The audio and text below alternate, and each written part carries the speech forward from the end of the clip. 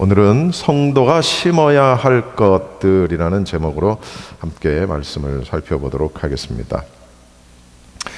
1928년에 헝가리에서 태어난 종군 작가가 있습니다. 종군 작가라는 건 여러분 전쟁터에서 다니면서 취재도 하고 글도 쓰고 하는 그런 사람을 말하죠. 엘리 위젤이라는 사람이 쓴 책 밤이라는 책 중에 나오는 이야기입니다. 2차 대전 당시에 독일에서 살고 있던 유대인들이 나치 정권 하에서 대량 학살을 당하게 됩니다. 이건 우리 역사적으로 다 아는 얘기죠.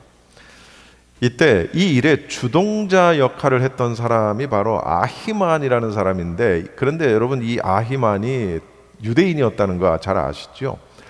우리가 일제강점기 시대 때에 그 일본에 들러붙어서 조선 민족들을 수탈하고 하는 일에 앞장섰던 사람들이 또 그 같은 조선 민족 사람들이 많이 있었다는 것처럼 유대인인 아히만으로 인해서 600만 명의 유대인들이 비참하게 죽어가는 그런 일이 있었습니다.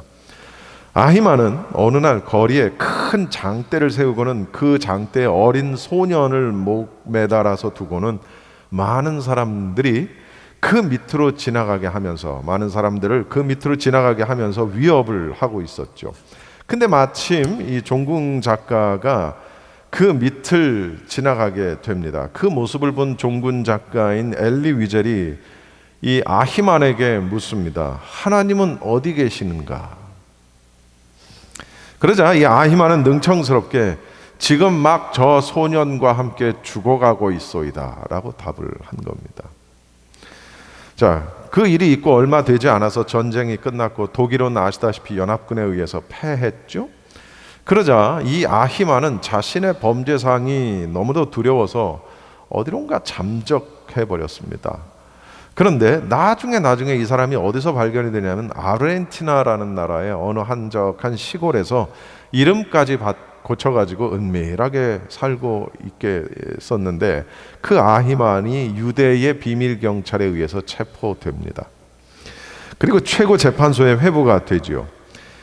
이때 종군 기자였던 엘리 위젤, 아까 그 사람, 이 엘리 위젤은 이제 자신의 책에다가 자신이 질문하고 자신이 대답하는 내용을 쓰게 되는 거예요. 똑같은 질문. 하나님은 어디 계시는가?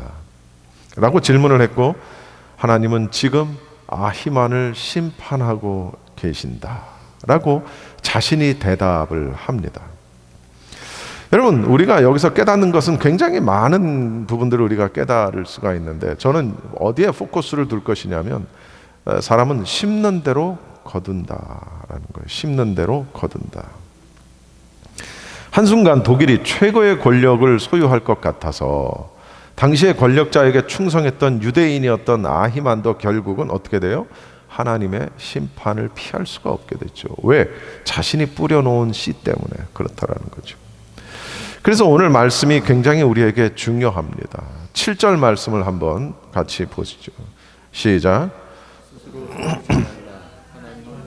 업신여김을 받지 아니하시나니 사람이 무엇으로 심든지 그대로 거두리라.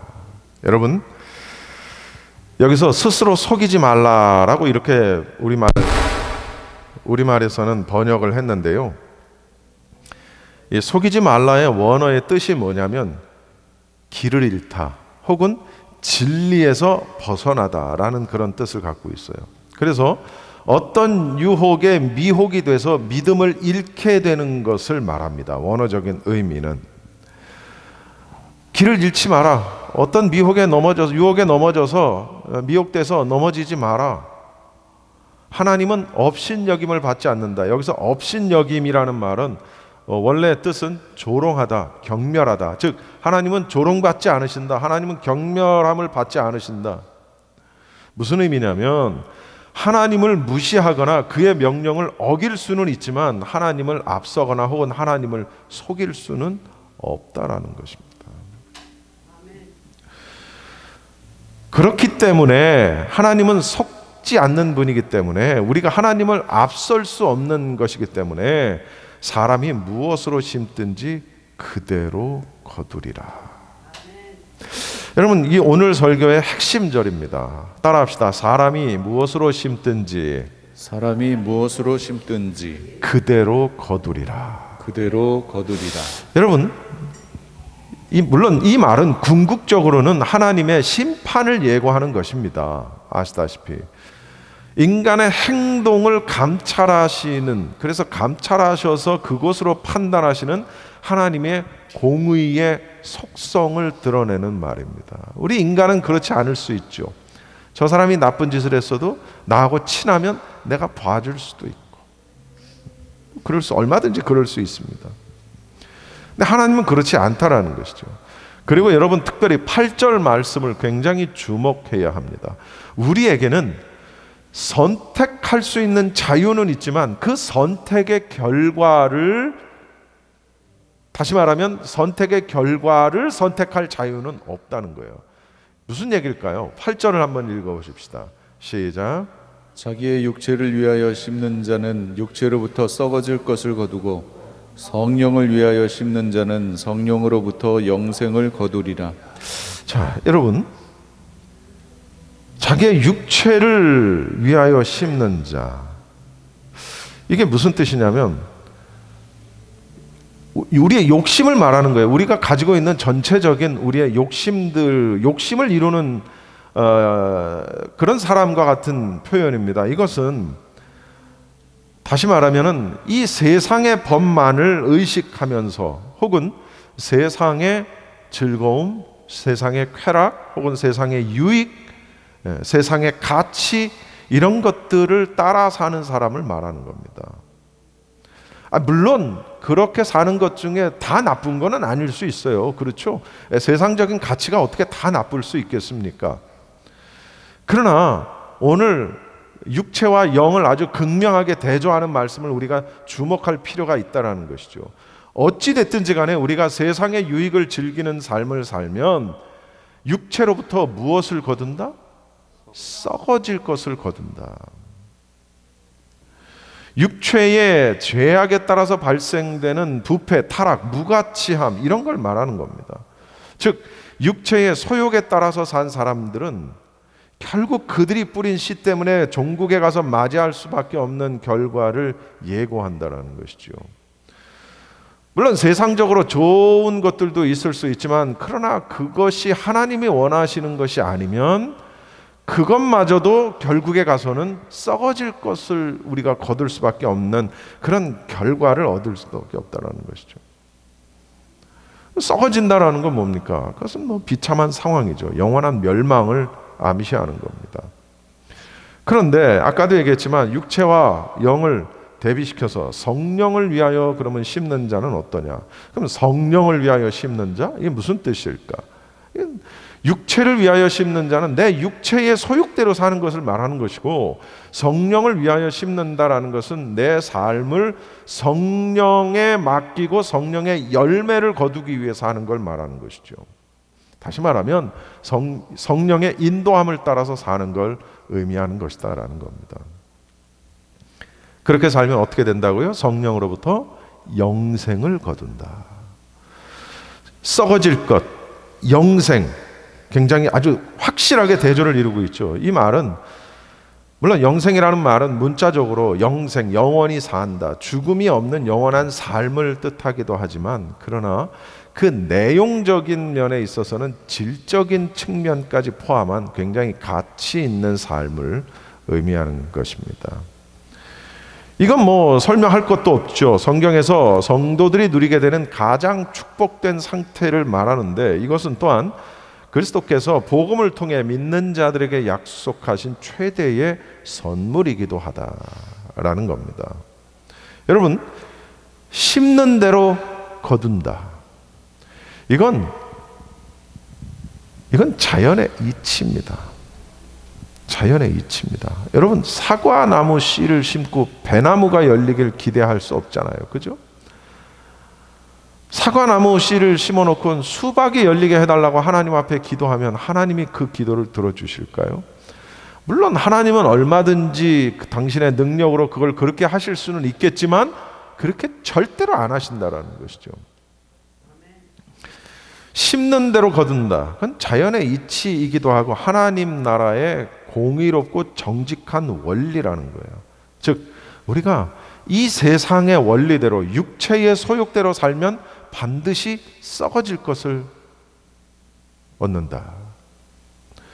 반면에 성령을 위하여 심는 자는 성령으로부터 영생을 거두게 된다. 이것이 가장 기본적인 영적 원리라는 것이죠. 한 여객선이 심한 폭풍으로 항로를 잃고 헤매다가 어느 무인도에 난파가 됩니다. 승객들이 머리를 모아서 아무리 의논을 해도 이 무인도를 빠져나갈 방법이 없는 거예요. 그런데 이 난파된 배를 이렇게 잘 살펴보니까 다행히 그 배 안에는 몇 달 동안을 먹을 식량이 있었고, 그리고 그 안에는 씨앗이 있었습니다. 그들은 자신들이 사는 날까지는 어쨌든 살아야 하기 때문에 이 씨앗을 심기로 결정을 합니다. 그리고 그 땅을 팝니다. 근데 이게 웬일이야? 땅에서 황금이 나오기 시작하네, 갑자기. 얼마나 좋아요, 그죠? 그런데 갑자기 황금 덩어리가 나오기 시작하니까 이 사람들은 씨앗 뿌리려고 땅을 팠다가 황금이 나오니까 씨앗 뿌리는 걸 새카맣게 잊어버리고 그냥 온 섬을 돌아다니면서 황금을 캐느라 정신을 못 차리는 거예요. 계속 시간은 갑니다. 몇 달이 지납니다. 황금은 산더미 같이 쌓였습니다. 그러나 누구 할 것도 없이 다 지쳤죠. 그런데 설상가상 식량이 바닥이 납니다. 그제서야 그들은 정신을 차리고 씨앗을 뿌리려고 했지만 이미 때는 늦는 거예요. 그리고 훗날 그들 모두 황금더미 옆에서 굶어 죽은 시체로 발견이 될 수밖에 없는 거예요. 여러분, 심은 대로 거둔다의 우리말 아주 매우 적절한 속담이 하나 있습니다. 네, 콩 심은 데 콩 나고 팥 심은 데 팥 난다. 정말 망고불변의 진리죠. 한 여인이 꿈을 꿉니다. 그 여인은 새로 문을 연 가게에 들어가서 이렇게 구경을 하고 있습니다. 그런데 놀랍게도 그 가게의 주인은 자신이 믿는 예수님이었던 거예요. 꿈 얘기예요, 그냥. 그래서 예수님은 그녀에게 무엇을 원하는 거라고 이렇게 묻습니다. 여인이 여기 무엇을 파는 가게입니까? 라고 묻자 예수님이 말씀하십니다. 네가 원하는 것은 뭐든지 다 있다. 그랬더니 이 여인이 이렇게 말합니다. 야, 그래요? 그러면 제게 행복 주시고요, 물질 주시고요, 아름다움도 주시고요, 지혜도 주세요 라고 이렇게 얘기했어요. 그러자 예수님이 조용히 웃으면서 미안하네, 여기서는 열매를 팔지 않고 씨앗만 판다네, 이렇게 대답을 했다. 여러분, 행복, 물질, 지혜, 아름다움, 이 모든 것들은 열매죠, 열매. 이 모든 열매는 어디로부터 나온다고요? 씨앗으로부터 나온다는 거예요. 그런데 사람들은 씨앗은 별로 관심을 두지 않아요. 열매만 관심을 둡니다. 그 참 신기하죠? 우리는 어떤 어떤 씨앗을 심어야 할까? 이걸 생각하지 않고 무엇을 거둘까부터 생각한다라는 거예요.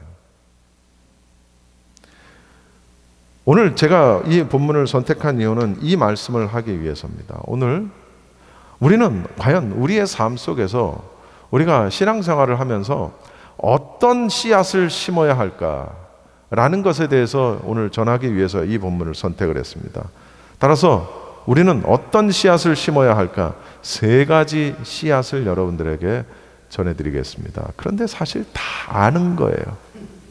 다 아는 거예요. 첫 번째 씨앗, 말씀의 씨앗이에요. 여러분, 이 세상에 어떤 지식도 그 누구의 말도 참된 구원과 생명에 이르는 진리가 되지는 못합니다. 여러분, 책은담이나 명심보감이나 논어맹자나 그런 책들 보시면 정말 주옥 같은 말씀들이 얼마나 많은지 몰라요. 여러분 그런 거 읽어볼 만해요. 또 저는 방송에서 방송 자료로도 가끔 쓰기도 합니다. 정말 주옥 같은 말씀이에요. 이 땅을 살아가면서 우리가 알아야 할 삶의 지혜 혹은 삶의 태도, 삶의 자세, 삶의 방법, 여러 가지 것들을 우리에게 가르쳐 줍니다. 그런데 그것이 우리의 참된 구원과 생명에 이르는 진리까지는 아니라는 거예요.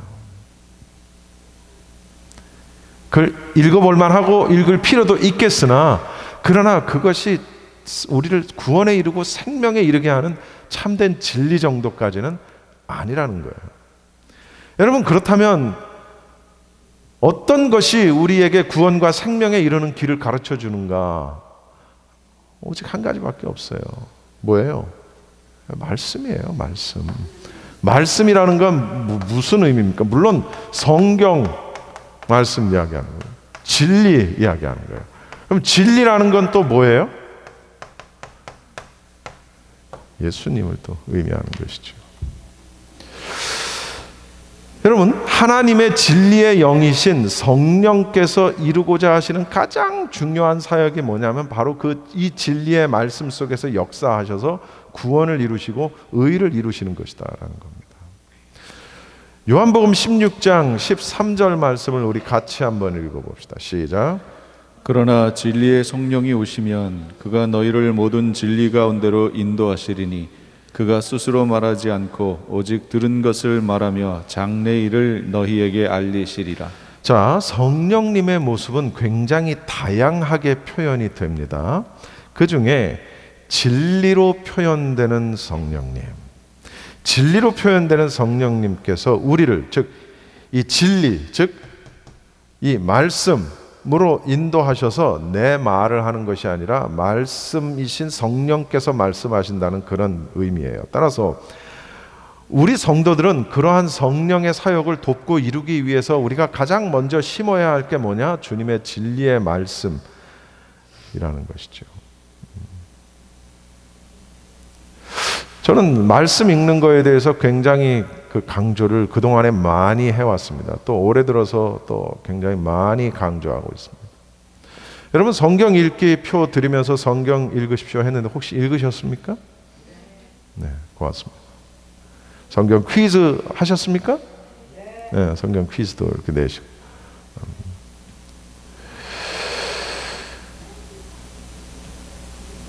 여러분 심지 않으면 거둘 수 없다라는 거예요. 심지 않으면 거둘 수 없어요. 또 무엇을 심느냐에 따라 무엇을 거두느냐. 아까도 얘기했지만 심는 건 내가 결정할 수 있어요. 그러나 그 심는 것에 심음으로 인하여 나오는 결과는 내가 결정할 수 있는 게 아니라는 거예요. 그다음 두 번째 내가 심어야 할 씨앗이 뭐냐라는 거죠. 여러분 다 아시는 거예요. 여러분 뭘까요? 기도예요. 기도.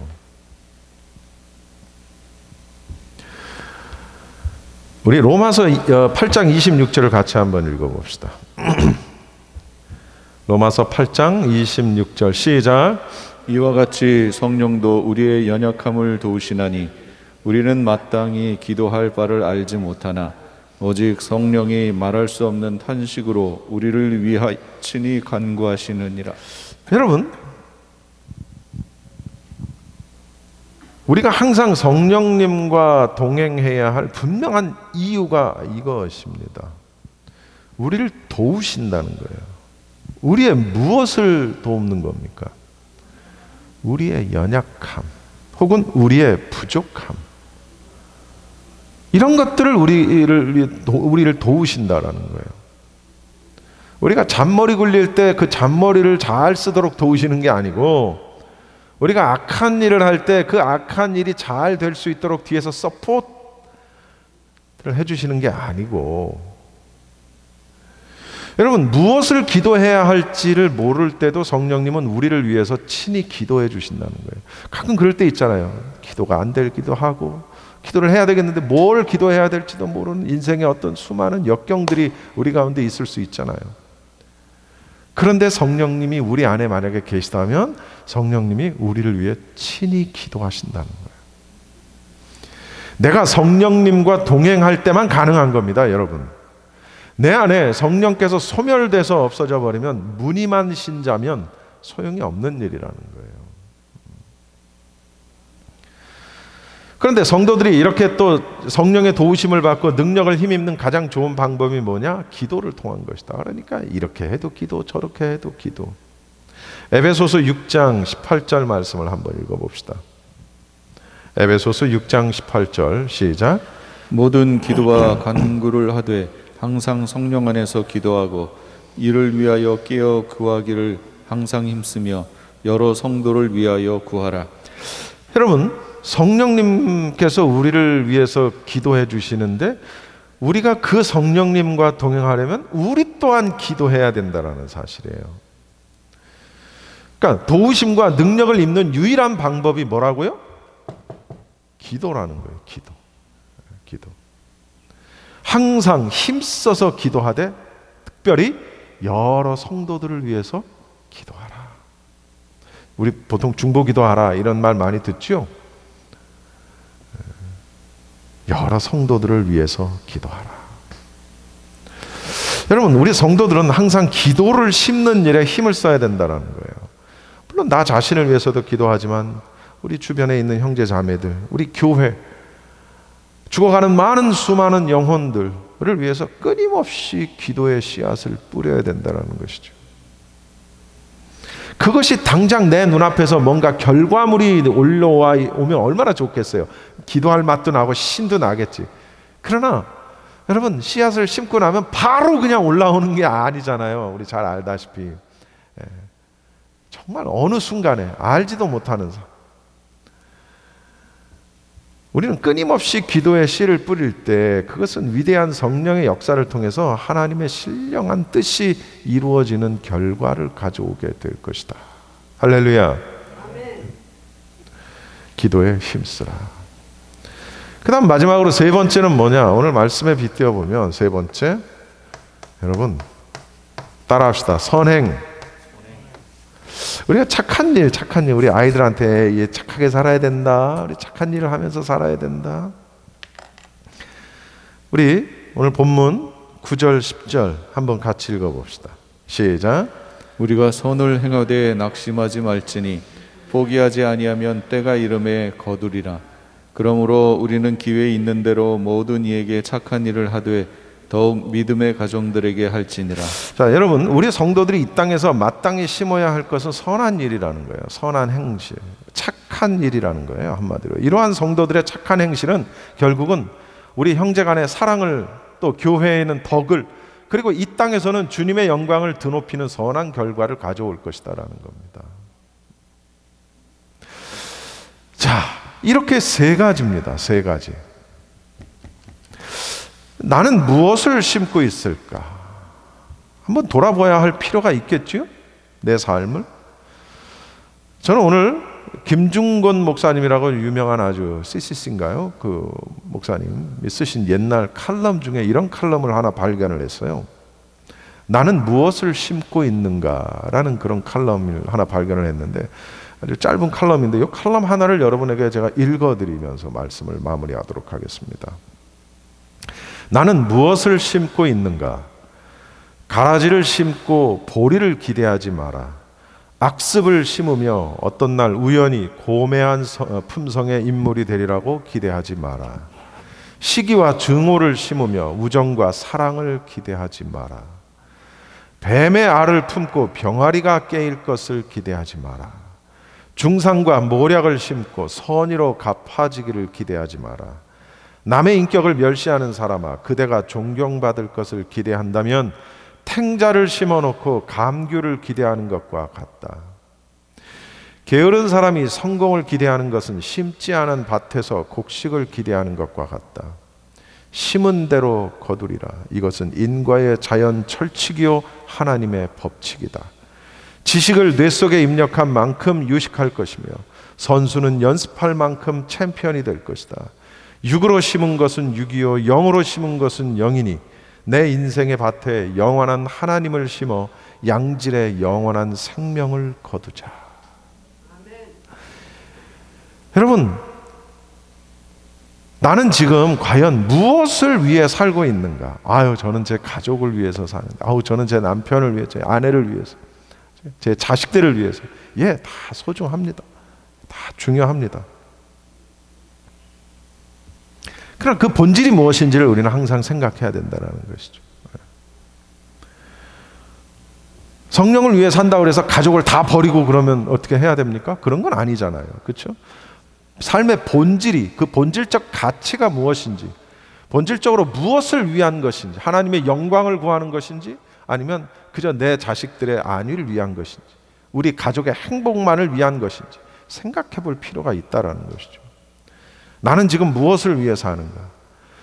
내가 지금 쏟는 노력, 내가 열심히 하는 수고, 내가 벌어들인 재물, 이것이 과연 성령을 위해 심겨지고 있는 것인지, 아니면 썩어질 수밖에 없는, 썩어질 것을 거둘 수밖에 없는 육체를 위해서 심겨지고 있는지 한번 내 자신을 돌아볼 필요가 있다라는 겁니다. 여러분, 진정 우리가 영원한 생명과 참된 축복을 거두기 위해서는 성령을 위해 심는 일에 힘써야 한다. 심는 대로 거두게 되는 하나님의 공의로운 원리에 대해서 우리가 절대로 잊어서는 안 된다는 것이죠. 따라서 이제 우리는 먼저 진리와 생명 되시는 주님의 말씀을 심도록 하고요. 그리고 늘 동행할 수 있도록 기도를 심고요. 물론 기도는 우리의 주변인들을 위해서도 심으시고요. 그리고 주님께 속한 자답게 회개의 열매를 맺는, 무엇으로? 우리의 착한 행실로. 그래서 다른 사람들이 우리의 착한 행실을 보고 하나님께 영광을 돌릴 수 있도록 사는 삶, 그런 선행을 심는 그런 자들이 되어야 하겠다라는 겁니다.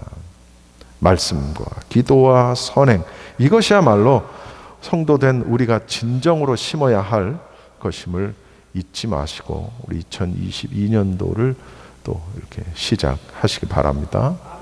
기도하겠습니다.